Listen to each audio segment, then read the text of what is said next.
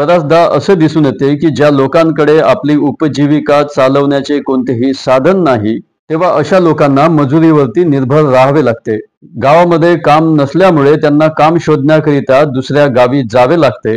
कधी या गावी तर कधी त्या गावी, कधी या राज्यात तर कधी दुसऱ्या राज्यात. कामाच्या शोधात दुसऱ्या राज्यात जाणाऱ्या लोकांना प्रवासी कामगार म्हणतात. अशा लोकांच्या अधिकारांच्या सुरक्षेकरिता सरकारने एक कायदा बनवलेला आहे, ज्याला आंतरराज्यिक प्रवासी कामगार कायदा असे म्हणतात. या कायद्याची अंमलबजावणी 1979 मध्ये झाली. पीक काढणीच्या वेळेला तर बऱ्याचदा दुसऱ्या राज्याचे ठेकेदार काम करण्यासाठी आपल्या राज्याच्या बाहेरून कामगार आणून त्यांची भरती आपल्याकडे करून घेतात. आणि असेही निदर्शनास आलेले आहे की दुसऱ्या राज्यामधून आलेल्या कामगारांचे बऱ्याचदा हे ठेकेदार शोषण सुद्धा करीत असतात. मग त्यांना मजुरी देखील कमी दिली जाते.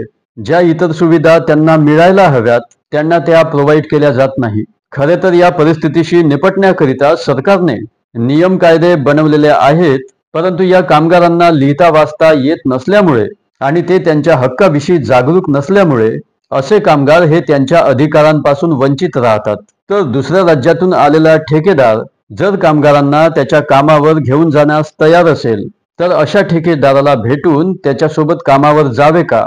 तर हो, जावे, परंतु तो ठेकेदार खरा ठेकेदार आहे का किंवा नाही याची शहानिशा करून घ्यावी. तर याची माहिती कशी मिळेल? जो पण ठेकेदार दुसऱ्या प्रदेशातून 5 पेक्षा जास्त कामगारांना भरती करून घेऊन जाऊ इच्छितो त्या ठेकेदाराजवळ त्या प्रदेशाच्या सरकारने दिलेला परवाना असायला पाहिजे, ज्यामध्ये वैधतेची तारीख आणि कामगारांच्या भरतीची संख्या सुद्धा लिहिलेली असते. पंजाबचा कोणी ठेकेदार उत्तर प्रदेशच्या कामगारांना आपल्याकडे कामासाठी घेऊन जाणार असेल तर त्याच्याकडे पंजाब सरकारने दिलेला परवाना असावा.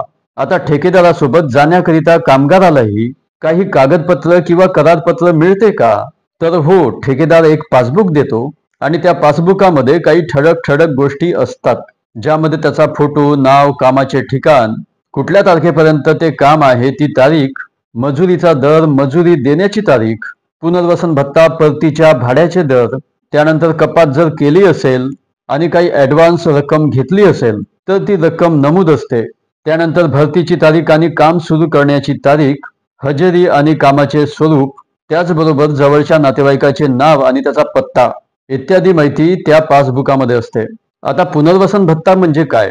तर आपला प्रदेश सोडून दुसऱ्या प्रदेशामध्ये कामासाठी जाणाऱ्या कामगाराला दुसऱ्या राज्यात जाण्याकरिता पैसे दिले जातात, ज्याला विस्थापन भत्ता किंवा पुनर्वसन भत्ता असे म्हणतात. तर हा भत्ता किती दिला जातो? तर 1 महिन्याच्या मजुरीची अर्धी रक्कम इतका हा भत्ता दिला जातो. मग येण्या जाण्याचे भाडे ठेकेदार देणार का? तर हो. जर काही दिवसामध्ये कामावरून काढून टाकले तर मग किती पैसे परत करावे लागतील? तर नाही. जर ठेकेदार ठरवलेल्या कामाच्या वेळेच्या आधी जर कामावरून काढून टाकत असेल किंवा सुट्टी देत असेल तरीही कामगाराला पुनर्वसन भत्ता आणि परतीच्या तिकिटाचे पैसे परत करण्याची गरज नाही.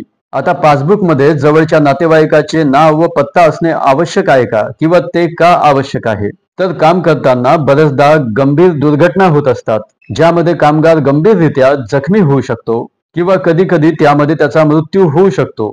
अशा वेळेस ठेकेदाराची ही जबाबदारी आहे की त्याने लवकरात लवकर त्याच्या जवळच्या कामगाराच्या नातेवाईकांना आणि सरकारला त्या घटनेबाबत कळवावे. परंतु त्या दुर्घटनेमध्ये कामगाराचा जर मृत्यू झाला असेल तर त्याच्या नातेवाईकास कायद्याप्रमाणे नुकसान भरपाईची रक्कम दिली जाईल. आता प्रश्न निर्माण होतो की प्रत्येक राज्याची किमान मजुरी ही एक समान आहे का? तर नाही. प्रत्येक राज्याची ही किमान मजुरी ही राज्य शासन ठरवत असते आणि ती रक्कम प्रत्येक राज्यानुरूप वेगवेगळी असते.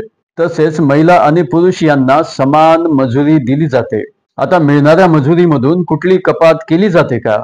तर नाही. प्रत्येक महिन्यामध्ये कमीत कमी एकदा मजुरीची रक्कम रोख स्वरूपात दिली जाते.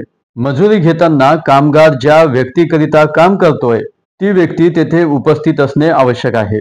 सोबतच मालक हे सुद्धा लिहून देणार की मजुरी ही त्याच्या समोरच दिली गेली आहे. मिळालेल्या मजुरीत सरकार मान्य किंवा सरकारद्वारे केलेली कपातच होऊ शकते, बाकी कुठलीही कपात होऊ शकत नाही. जर कोणी आपल्या गावातून दुसऱ्या प्रदेशामध्ये काम करण्याकरिता जात असेल तर त्याला लागणाऱ्या वेळेचा देखील मोबदला मिळतो का? तर हो, असा मोबदला नक्की मिळतो. आता जर थंड प्रदेशामध्ये मजुरी करण्यासाठी जायचे असेल तर काय ठेकेदार थंडीपासून बचाव घेण्याकरिता गरम कपड्यांची व्यवस्था करतो का? तर होय. त्यानंतर दुसऱ्या प्रदेशामध्ये घरगृहस्थीची साधने आणि जीवनावश्यक सुविधा मिळतात का आणि त्या कोणत्या? तर यामध्ये घर, वैद्यकीय सुविधा, दवाखान्यात भरती झाल्यास औषधे, खाणेपिणे आणि येण्या जाण्याचा खर्च सुद्धा मिळतो. पिण्याचे पाणी आणि कपडे धुण्याची सुविधा, शौचालय, भोजनालय, कॅन्टीन. 20 पेक्षा जास्त महिला जर 3 महिन्यांपेक्षा जास्त काम करीत असतील तर त्यांच्या लहान मुलांकरिता बालवाडीची सुविधा. आता या सर्व सुविधा मिळतील याची खात्री आहे का?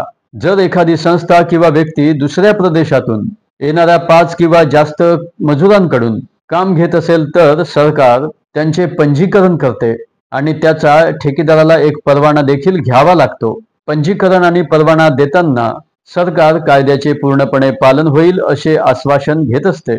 परंतु ठेकेदार किंवा मालक जर या सुविधा उपलब्ध करून देत नसतील तर त्या ठेकेदाराचा परवाना सुद्धा रद्द केला जातो. आता या प्रवासी कामगारांच्या कामासंबंधी जर कुठली तक्रार करायची असेल तर कुठे करावी? तर कामाच्या जागेवर सरकारतर्फे कामगार निरीक्षक व कामगार अधिकारी पाठवले जातात आणि जर योग्य सुविधा दिल्या जात नसतील तर मग यांच्याकडे तक्रार केली जाऊ शकते.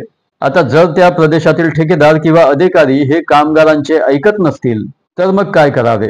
तर मजुरांचे त्यांच्या स्वतःच्या प्रदेशातील अधिकारी कामाच्या जागी येऊन तपास करू शकतात. परंतु दुसऱ्या प्रदेशामध्ये जाण्याच्या अगोदर आपल्या जिल्ह्याच्या कामगार निरीक्षकाला याबाबत माहिती देणे आवश्यक असते. आता दुसऱ्या प्रदेशामध्ये गेल्यावर एका मालकाकडे जर पुरेसे काम नसेल तर तो कामगार दुसरे काम शोधू शकतो का? तर हो, पण एकदा का ठेकेदाराकडून काम त्याने सोडले मग प्रवासी कामगार कायदा हा त्याला लागू होणार नाही आणि त्या नवीन मालकावर कायद्यामध्ये सांगितलेल्या सर्व सुविधा देण्याकरिता दबाव टाकू शकत नाही. परंतु किमान मजुरी किंवा दुर्घटना झाल्यास देण्यात येणारी नुकसान भरपाई आणि इतर कामगार कायद्यांचा फायदा हा नक्कीच मिळत असतो. आता मालक आणि ठेकेदारांचा त्यांच्या प्रदेशामध्ये बराच प्रभाव असतो आणि जर त्यांनी कायद्याचे पालन केले नाही तर मग बाहेरून आलेल्या मजुरांनी काय करावे? तर काम करत असलेल्या प्रदेशामध्ये कायद्याचे उल्लंघन केले जात असेल तर मग तो कामगार किंवा मजूर स्वतःच्या गावाला परत येऊन 6 महिन्यांच्या आत संबंधित अधिकाऱ्यांकडे त्याची तक्रार करू शकतो आणि असा तक्रार दावा हा त्या मजुराच्या प्रदेशामध्येच चालत असतो. त्याचबरोबर जर मालक किंवा ठेकेदाराकडून कायद्याचे पालन केले गेले नाही किंवा यांच्याकडून मजुरांचे कामगाराचे शोषण होत असेल तर अशा ठेकेदारांची मालकांची तक्रार ही श्रम मंत्रालयाकडे करावी.